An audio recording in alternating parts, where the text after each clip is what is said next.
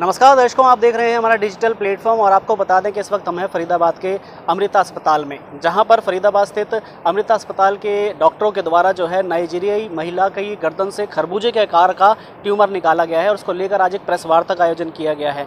कितना जटिल ये ट्यूमर निकालना था और ये आखिरकार अलग क्यों है, क्योंकि ट्यूमर के अक्सर देखा जाता है कई मामले आते हैं, लेकिन ये बहुत अलग और रेयर मामला है। इसको लेकर आज अमृता अस्पताल फरीदाबाद के द्वारा एक प्रेस वार्ता की गई है और डॉक्टरों ने क्या कहा है, आइए आपको सुनवाते हैं। 27 वर्षीय एक नाइजीरियाई महिला जिसकी गर्दन में खरबूज के आकार का ट्यूमर था कि फरीदाबाद के अमृता अस्पताल की एक विशेषज्ञों की टीम के द्वारा सफलतापूर्वक सर्जरी की गई, जो कि उत्तर भारत में अपनी तरह का पहला जटिल मामला था।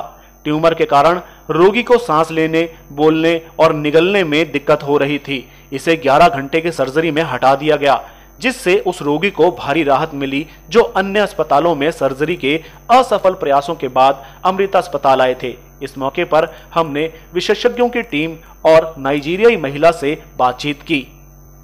मैं डॉक्टर संजीव सिंह हूँ, medical director Amrita hospital Faridabad. तो ये कुल 1.5 किलो का ट्यूमर था और 6 इंच चौड़ा और 8 इंच लंबा ट्यूमर था। इस ट्यूमर का इन्वॉल्वमेंट इतना था कि आगे का जो सांस की नली है, खाने की नली है और पीछे स्पाइनल कॉर्ड को इन्वॉल्व कर रहा था। उसकी वजह से पेशेंट को बहुत तकलीफ़ थी। पैरालिसिस का करीब उसके फीचर्स आ चुके थे, खाने में दिक्कत थी, सांस लेने में दिक्कत थी और पेन बहुत ज़्यादा था और अपनी डेली एक्टिविटी नहीं कर पा रहे थे। हमारे यहाँ पे मल्टी डिसिप्लिनरी टीम था, head and neck onco surgery की, neuro surgery, spine, ENT, anaesthesia, pain, critical care, सब ने मिलकर इस सर्जरी की प्लानिंग करी और 2 स्टेज में सर्जरी करा। पहला सर्जरी 11 घंटे की रही, दूसरी सर्जरी करीब 8 घंटे की रही। पूरा ट्यूमर जो था वो निकाल पाए और उम्मीद ये है कि ये पूरी तरह से रिकवर हो जाएंगे। आपने पेशेंट से बात भी करी होगी, उनकी वॉइस वापस आ चुकी है, वो चल पा रही हैं, उनको सांस लेने में दिक्कत नहीं है और पूरी तरह से खाना भी खा पा रही हैं, जो सब एक्टिविटी पहले वो नहीं कर पा रही थी। तो उम्मीद ये है कि ये ट्यूमर वापस रिकर नहीं होगा और पेशेंट वापस अपनी 1-2 महीने के अंदर वापस नॉर्मल एक्टिविटी कर पाएगा। कितने डॉक्टर्स की टीम ने इस ऑपरेशन को अंजाम दिया? तो करीब 12 से 14 डॉक्टर 2 स्टेज की सर्जरी में इन्वॉल्व थे। पेशेंट की बात करते हो किस कंट्री से थे? ये नाइजीरिया से आए थे हमारे कितना पास। खर्चा आया पूरी सर्जरी का? पूरी सर्जरी का खर्चा करीब 18 लाख के करीब होगा, लेकिन हमारे तरफ से 50% डिस्काउंट पे हमने किया, क्योंकि सर्जरी बहुत कॉम्प्लेक्स सर्जरी थी और हमारे अस्पताल के अलावा शायद और कोई कर नहीं पाता, तो इसलिए हमने इसमें 50% के करीब डिस्काउंट दिया। सर, जिस तरह ट्यूमर के और भी मामले देखे जाते हैं पूरे देश भर में, ये सबसे अलग क्यों है? ये अलग ये है क्योंकि ये बहुत ज़्यादा अग्रेसिव ट्यूमर है और बहुत सारी चीज़ों को इन्वॉल्व कर लेता है। तो ब्लड वेसल को इन्वॉल्व कर रहा है, खाने की नली को इन्वॉल्व कर रहा है, सांस की नली को इन्वॉल्व कर रहा है, स्पाइनल कॉर्ड को इन्वॉल्व कर रहा है। तो आप मतलब पैरालिसिस और डेथ दोनों हो सकती है। तो इसलिए ये इतने छोटे से एरिया में इतनी सारी चीज़ इन्वॉल्व कर रहा है कि सांस नहीं ले पा रहे, खाना नहीं खा पा रहे और आप अपनी डेली एक्टिविटी नहीं कर पा रहे। तो वो सर्जरी सक्सेसफुल होने की वजह से वो पूरी तरह से नॉर्मल पेशेंट की तरह से बिहेव कर पाएंगे। का डिपार्टमेंट में काम कर रहा हूँ। इसके अलावा मैं कोच्चि अमृता हॉस्पिटल में भी काम कर रहा हूँ। काफ़ी साल से 20 साल से उधर काम कर रहा हूँ। वो भी जब ये हॉस्पिटल शुरू हुआ, इधर भी जो सर्विस के लिए आ रहा हूँ। जो नाइजीरिया लेडी जो आए थे, उसका प्रॉब्लम तो अजीब सा प्रॉब्लम था, क्योंकि ट्यूमर जो नेक में ट्यूमर था, मगर वो कैंसर नहीं था। उसको बोलते हैं न्यूरोफाइब्रोमा। न्यूरोफाइब्रोमा तो छोटा भी हो सकती है, बड़ा भी हो सकती है, मगर इनमें जो ट्यूमर बड़ा था, उसके साथ साथ उसका जो पोजीशन भी थोड़ा अजीब का था, क्योंकि ये ट्यूमर के वजह से उनका बात करने का वो नहीं बात कर पाया और सांस लेने के लिए एक नाले लगना पड़ा। इसलिए सांस लेना तो नाक से नहीं सांस लेते, स्मेल नहीं थे, टेस्ट नहीं थे और उसके बाद जो खाने का जो नाली है वो भी बंद हो रहा था। इसलिए जो खाने के लिए भी उसमें मुश्किल आ रही थी। देन जो इधर एक बार उधर नाइजीरिया में ट्रीटमेंट करने के लिए कोशिश किया था, मगर that was not successful.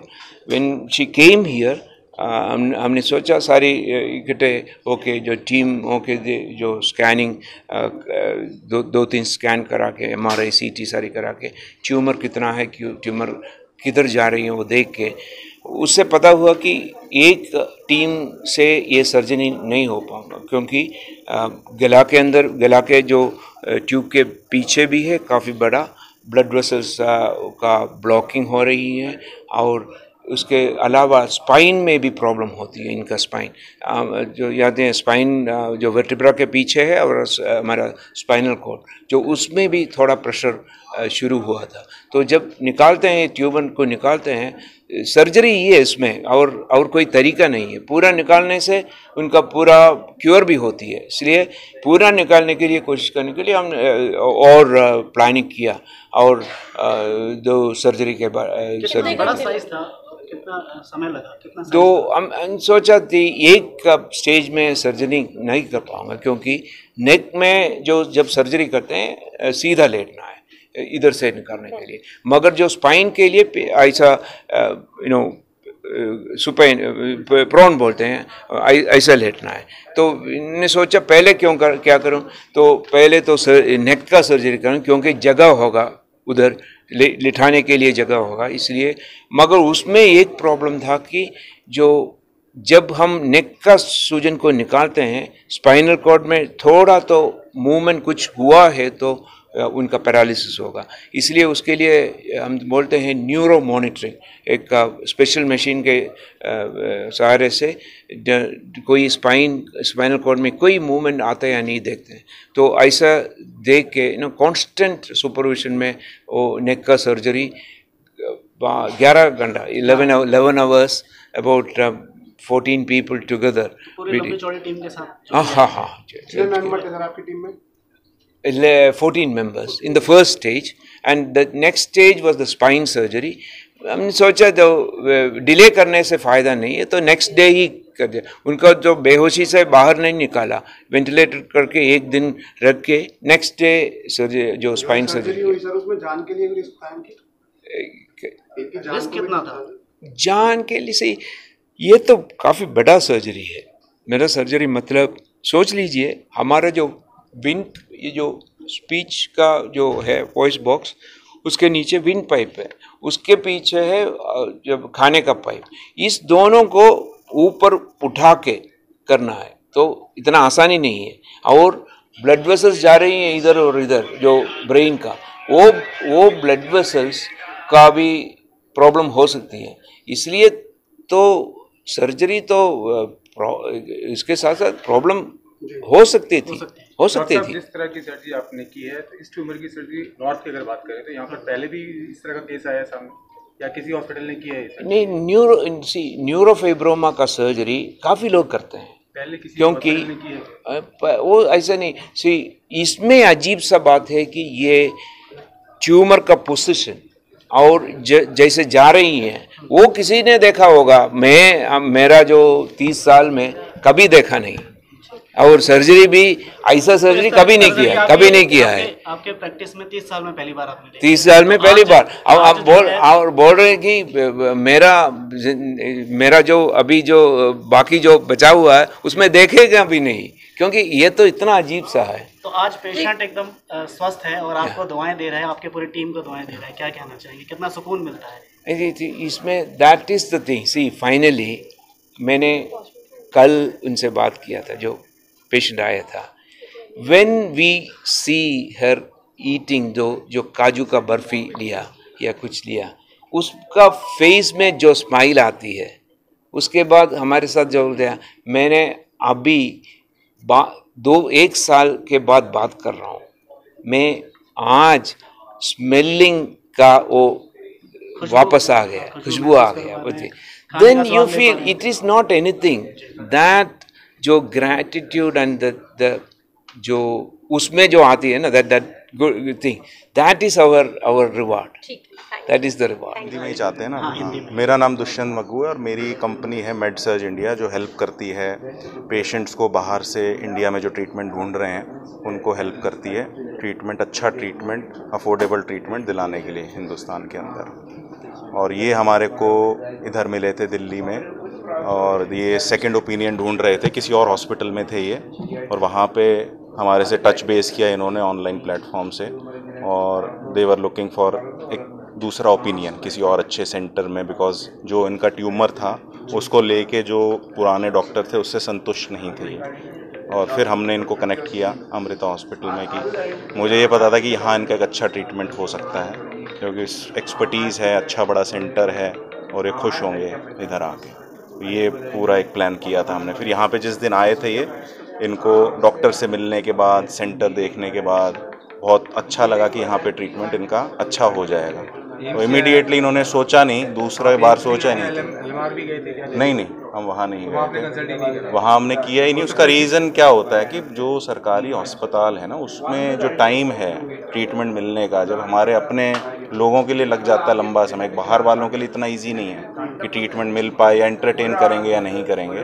Dushyant जी, यहाँ कितना समय लगा था इनके ट्रीटमेंट पर? इनका समय में रिकवरी हो गई? हाँ, इनके ट्रीटमेंट जिस दिन ये आए थे यहाँ पे, इनकी इवैल्यूएशन हमने 3 दिन में कर दी थी। 3 दिन के अंदर यहाँ के डॉक्टर्स ने सारा एक ट्रीटमेंट प्लान बनाया था और इनको यहाँ फिर एडमिट किया, क्योंकि किसी और जगह पे रुके हुए थे, वहाँ से फिर ये आए। तो आई थिंक पूरा ट्रीटमेंट होते होते इनके 15 दिन में सर्जरी हो गई थी, सारी इवैल्यूएशन, सर्जरी, और फिर ये रिकवरी पीरियड में यहाँ पे कम से कम 15 से 20 दिन और रुके थे अस्पताल के अंदर। रिकवरी पीरियड तो चलता रहा है और आज भी हो रहा है, बट अब तो बहुत बेटर हो गई है। पहले कम थी इनकी रिकवरी से, अब तो बहुत फास्ट हो गई है। Your name? My name is Uche Samuel Obasi. Yeah, her name is Chinonso Elizabeth. How do you feel? How are you feeling? Oh, I'm feeling great. I feel so happy. I mean, बहुत अच्छा feel कर it's रहे been हैं। a lot. It's been a lot, you know, to get into this point. Yeah, it's been a lot. ये कह रहे हैं कि हमें बहुत अच्छा लग रहा है यहाँ पे, और बहुत खुशी है इनको ऐसी स्थिति में देख के। ट्रीटमेंट का पूरा होने के बाद बहुत खुश हैं दोनों के दोनों। So after 1 year, she is smelling, tasting food. Yes. So how's? How are you your feeling voice. after 1 year? You are able to taste food. You are smiling. You are Listening your voice. बहुत खुश हैं, बहुत खुश हैं। जी, तो देखिए, ये अपनी खुशी वैसे तो बता नहीं पा रहे, लेकिन जैसे इन्होंने प्रेस कॉन्फ्रेंस में बताया था, भावुक भी हो गई थी, आंखें भी नम हो गई थी। एक्चुअली मैं आपको एक बहुत बड़ी बात बताता हूँ इनके लिए। जब इनका ट्यूमर पता चला, ये प्रेग्नेंट थी। आप सोचिए कितनी बड़ी एक पावर है, वुमेन पावर जो हम बोलते हैं। इन्होंने कहा नहीं, मैं बच्चे को जन्म दूंगी और मैं अपने ट्यूमर का ट्रीटमेंट बाद में कराऊंगी, क्योंकि ट्यूमर का जब ट्रीटमेंट होता है सर्जरी होगी, कुछ कीमोथेरेपी हो सकती है, बट इनकी एक खुद की इतनी विल पावर थी, इतनी स्ट्रांग, कहते कि नहीं मैं ट्रीटमेंट बाद में कराऊंगी, मैं बच्चे को जन्म दूंगी। इन्होंने जन्म दिया, फिर ट्रीटमेंट पे गई हैं ये। तो ये जो सब चीज़ें हो रही हैं, ये भगवान ने लिखी थी कि बच्चा भी जीवन में आया, इस धरती पे आया, और इनका ट्रीटमेंट भी हुआ है। यहाँ के समय लगा और वहाँ सर्जरी फेल हुई, वो अलग बात है, बट यहाँ पे आई और ट्रीटमेंट। विल पावर सबसे विल पावर, बहुत बड़ी विल पावर। आज सबसे बड़ा माध्यम आप इनके लिए बने हैं और आपको भी दुआएं मिल रही, कितना सुकून मिलता है? बहुत अच्छा लगता है। हम तो कोशिश यही करते हैं, क्योंकि हम डेली बहुत सारे मरीजों से मिलते हैं और हमारी इच्छा यही होती है कि सब ठीक होके जाएं। और ऐसी स्थिति में जब मरीज़ आता है, कि जब मैं मिला था इनमें कि इन्होंने पूरा अपना स्कार्फ बांधा हुआ था, मुझे पता नहीं था क्या है, मुझे लगा ठीक हो, अब क्या हो गया है, मुझे लगा शायद ब्रेन में ट्यूमर होगा। जब खोला तो ऐसा इतना बड़ा ट्यूमर, तो तब मैंने चैलेंज की तरह लिया कि यार इनको कहाँ पे एक अच्छा इलाज मिले और ये भी संतुष्ट हों, पैसे की भी कमी थी, तो सारी चीज़ें सोचते हुए तो आपका भी डिसीजन एकदम सही जो है। डिसीजन बहुत खुशी है, पर करने वाला भगवान और डॉक्टर हैं सारे, हम तो माध्यम बने हैं। ऐसे ही करते रहिए, हमारी तरफ से भी थैंक यू सो मच।